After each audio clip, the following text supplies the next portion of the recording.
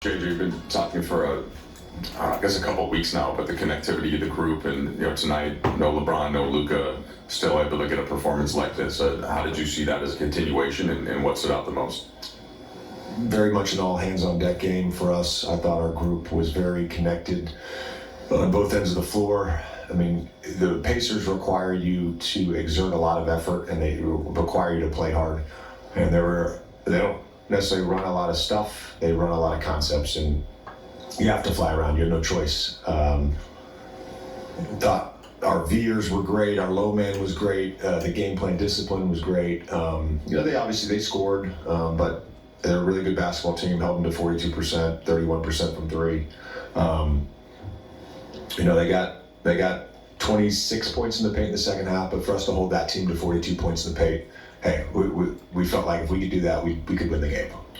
I know you've spent a lot of time with Austin since you got the job. What have you seen from him throughout these months, and kind of capping off a 45-point performance today? Yeah, I think the biggest growth for him has been his leadership, and something I've challenged him on. It's something he wants. He wants that responsibility. He's accepted it. He's embraced the challenge. I joked with him before the game. I said, did Bron talk to you? He said, yeah, Bron called me last night, told me he's going to be out. I said, we probably need a 38-8 game, from you, and 45-7-7 will do. That'll do. So, he played awesome. JJ, you guys converted Jordan to a two-way contract. He comes in tonight, 10 points, 4 rebounds, plays pretty good defense, is closing for part of that fourth quarter. What did you see from him? And you talked about wanting South Bay to be an extension of what you guys are doing. And do you feel like that synergy was there with him understanding the playbook and just the concepts and coverages? Yeah. Goody helped win us the game. Let's be very clear on that. Thought it was big time of him not having played with us, not having practiced with us since the preseason, to be able to play against a Eastern Conference Finals team and make an impact. Not surprised though.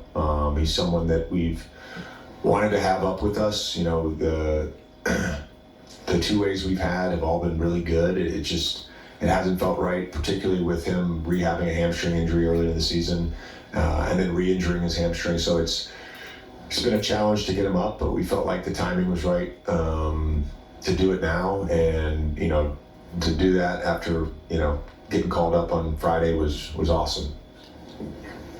JJ, how was Gabe? It looked like he had some ice on his shoulder. It wasn't available late too.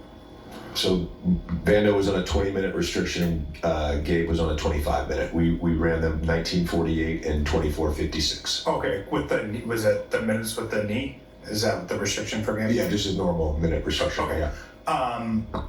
The list of players who've had 45-7-7 in this organization are Elgin Baylor, Jerry West, Magic Johnson, Kobe, LeBron, and now Austin.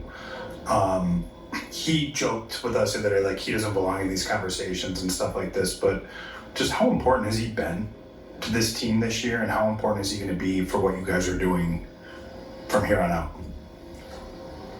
I think he's been as important as any player on our team.